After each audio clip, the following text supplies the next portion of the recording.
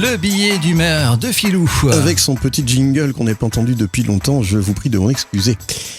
Eh bien, les temps changent. On évolue, on avance, on recule, on mute, on lutte, on résiste, on hésite et puis on finit par céder. Tout ça pour dire que j'ai opéré un vaste changement dans mes mœurs et mes pratiques. Je l'avoue, jusqu'il y a peu, j'étais nymphomane. Je bouffais des nymphos à longueur de temps et sur tous les supports possibles. Et puis, les dernières élections, oui, j'ai bien dit élections avec un L, plus rien, la panne. Bon, ça a quand même été progressif, pas du jour au lendemain non plus, on quitte pas de mauvaises manies comme ça d'un coup. Puis il a fallu me pousser, mais là, aïe, fini. Même si quand même encore un petit peu pour pas perdre le fil.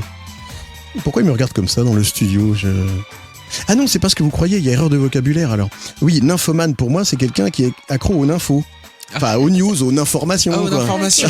Autant bah pour ça moi. y est, ils sont rassurés, ils faisaient des têtes. Ah oui. Qu'est-ce que vous aviez compris désolé, mais alors là, c'est vous qui avez l'esprit mal tourné, les copains. Bon, j'en étais où, moi ? Ah oui, je bouffais de la news, en veux-tu, en voilà. Et puis, il y a eu 2 ou 3 couacs. Trump, qui n'aurait jamais été élu, les British, qui ne brexiteraient jamais, et enfin, Monsieur Macron, qui ne serait jamais élu, que ça ferait pchit, et que quand bien même, il ne disposerait jamais d'une majorité, et tutti quanti. Et patatras, tout le contraire se passe. Alors bon, on aurait pu s'attendre à un peu d'humilité de la part de nos pitis qui s'étaient gaufrés lamentablement. Bah non, même qu'ils sont devenus franchement d'hargneux mauvais perdants. On souhaitait un grand coup de balai dans le personnel politique, dégager de vieilles barbes pour en mettre de plus jeunes. On devrait être content, eh ben non, ça va pas. Les jeunes, on nous a expliqué par A plus B qu'ils n'auraient aucune expérience, que ça allait être le bordel, pour reprendre un mot à la mode. Alors du coup, il n'y a plus rien qui trouve grâce aux yeux de nos faiseurs d'opinion, et là, ras-le-bol. Il n'y a plus rien de bien qu'on vous dit. En fait, j'ai plutôt l'impression que les dernières élections ont bouleversé le paysage politique, mais que du coup, nos informateurs sont eux aussi perdus, et comme ils continuent globalement à vouloir continuer à appliquer leurs anciens schémas, alors ils sont tout perdus.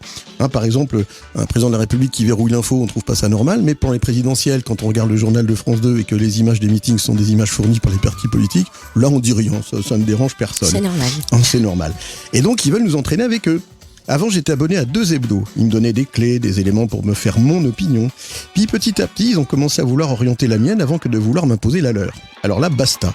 Et le problème, c'est qu'entre les médias qui veulent nous endoctriner et les réseaux sociaux qui diffusent en grande partie d'énormes fakes et autres conneries, j'ai le droit de dire conneries à partir du moment où le président dit bordel, j'ai fini par décrocher. Et du coup, je rebouquine, j'emmerde plus mes proches en leur disant de se taire parce que j'écoute les nouvelles, et j'attends le moment où la politique reviendra autre chose que d'éviter des saloperies sur l'âge de la présidente, souvent énoncées par des journalistes plus âgés qu'elle, et que d'entendre des rescapés des dernières élections continuer à débuter des kilomètres d'ineptie avec une mauvaise foi à leur coller des ulcères. En attendant, et comme on se refait pas, je me contente de lire la presse spécialisée automobile ancienne avec de belles plumes et qui font voyager. Bon, je vous laisse, faut que j'actualise mon bulletin d'info de 7h30. Merci beaucoup Philippe pour ce billet d'humeur.